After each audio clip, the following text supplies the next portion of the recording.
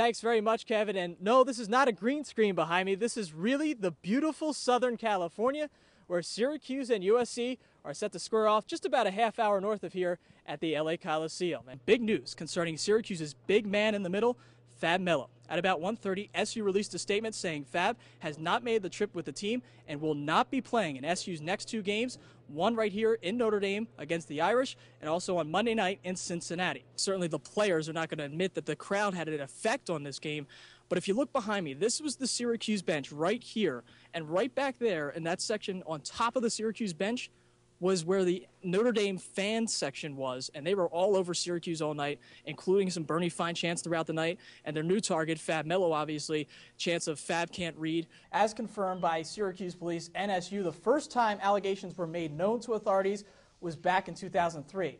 That was when Bobby Davis, a former ball boy for the basketball team, approached a Syracuse police detective at that time and said associate head coach Bernie Fine, the longest-serving assistant coach in Division I basketball after 35 years at SU, had molested him in the 1980s and 90s.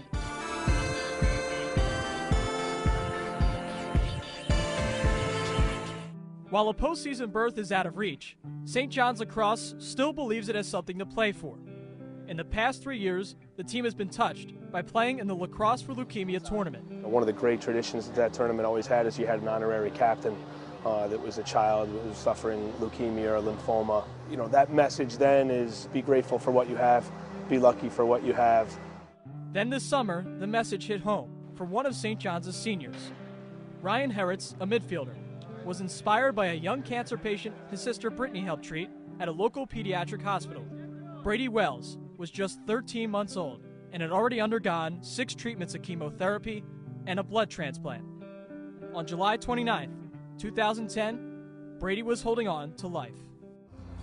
He was nearing death, and the following morning passed away in his mama's arms.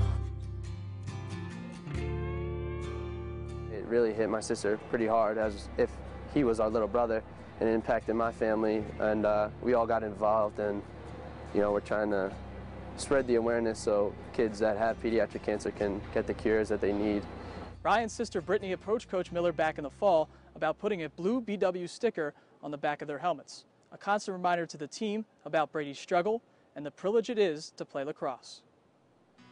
Those days where practice is a grind and early morning workouts and runs get old, you know, think about people like Brady Wells and how fortunate you are to be able to do what you do. To realize that we're just playing a game, and you know, you think you get down about that, that's you know, nothing compared to what he went through and the struggles he had to go through. So definitely appreciate everything you know that you have in this life, and we do that by playing for him. The team has rallied with the Hugs for Brady Foundation to help raise money after every time Ryan scores. So far, 6 goals and over $1,000 donated, all in the memory of a boy they never met, and for a cause they can all support.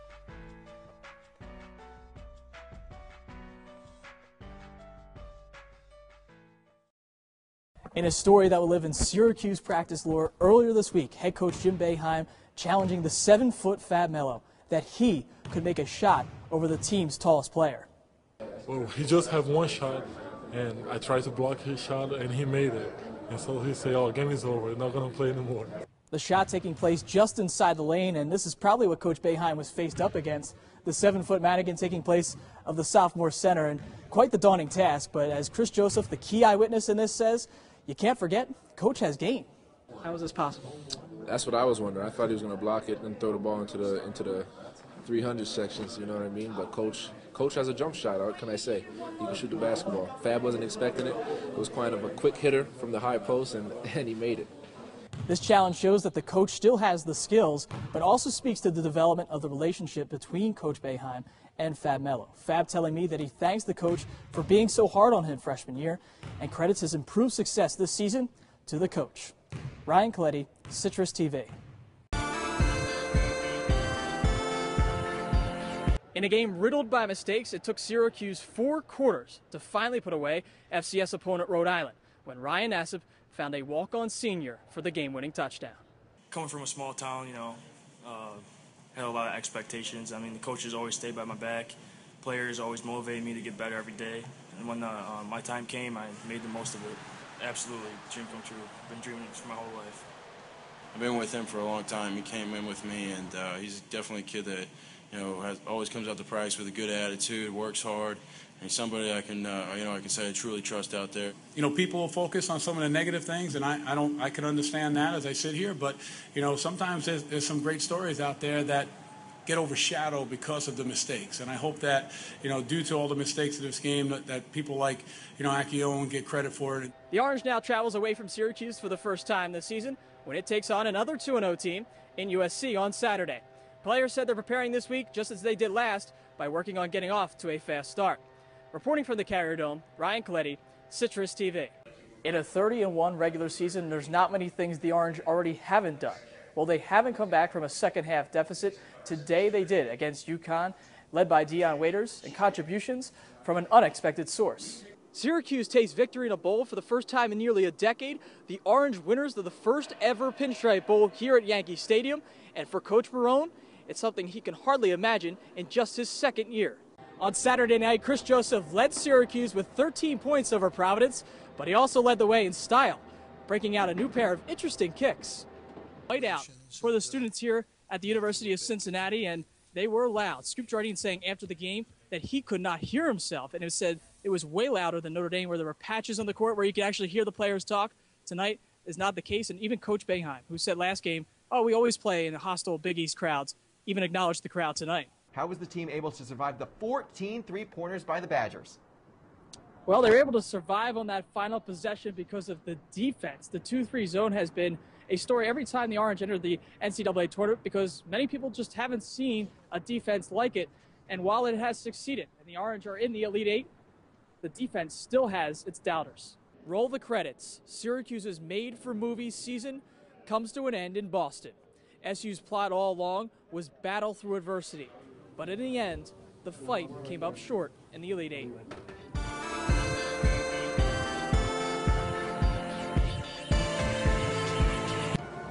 Outside the Carrier Dome, the image of SU basketball has grabbed all the headlines. Inside, the number 3 ranked Orange stay focused on keeping their high expectations in check. Tonight's opponent, the George Washington Colonials of the A-10 Conference. But Syracuse, now down their big man, had to head to Notre Dame, a team that is 6-3 all-time versus number 1s at the Joyce Center. And in the first half, it's Scoop Jardine up to Air Montreal, Chris Joseph. SU hanging in there in the first few minutes. 5 minutes in, Syracuse is down by 5. Brandon Trish trying to get that offense going. James Sutherland 3 of his team-high 15 points.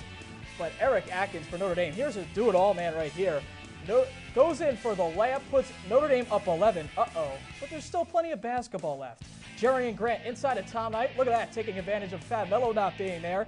Notre Dame takes a 32-17 lead. Now Jerry and Grant goes outside to Alex Dragovic. He hits down the 3. Irish up cues by 18, their largest lead of the game. Now Trish trying to bring it back in the second half. A tray for him.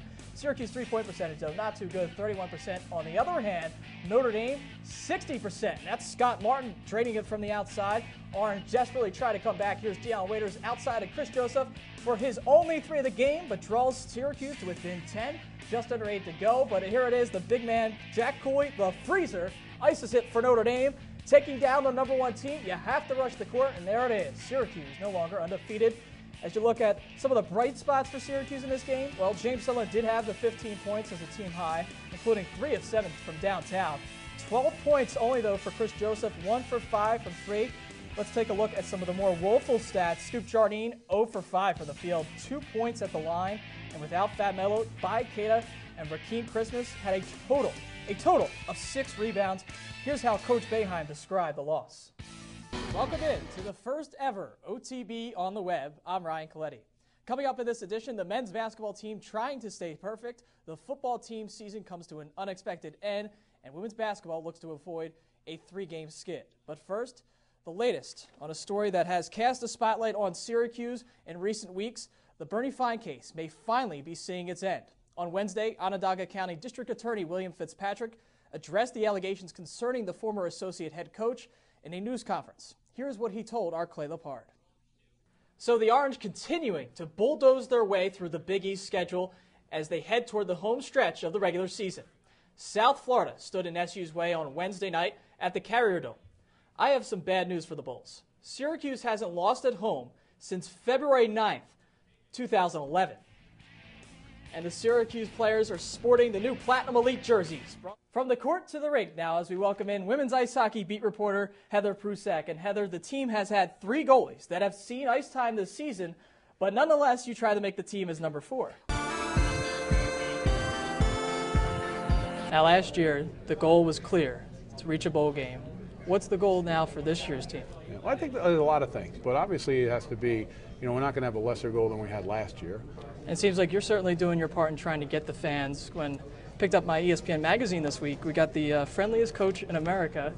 What was your reaction when you saw this?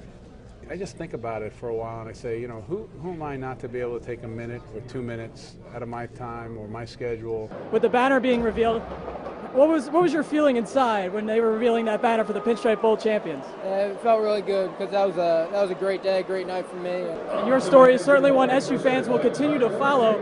How is your health right now, and what is the future looking like for you in the NFL? My health is great. Everything's all the tests come back clear, so I'm very thankful for that. Going over some of the pluses and minuses of playing a game on the turf field, you practiced there, but you've never played a game there. What was that like? Well, that was a little different. My freshman and sophomore year, we were at the Dome every single day for practice. Before we get to some of the highlights, any last quirky ground rules that you were notified of? Ryan Koletty with number 5, Joe Fazio, junior defense for Syracuse. And Joe, you're going to give us a little bit of insight on these players outside the lines. Enough, but if the lacrosse thing doesn't work out, you got a future in Leighton, I'm pretty sure. Yeah, definitely.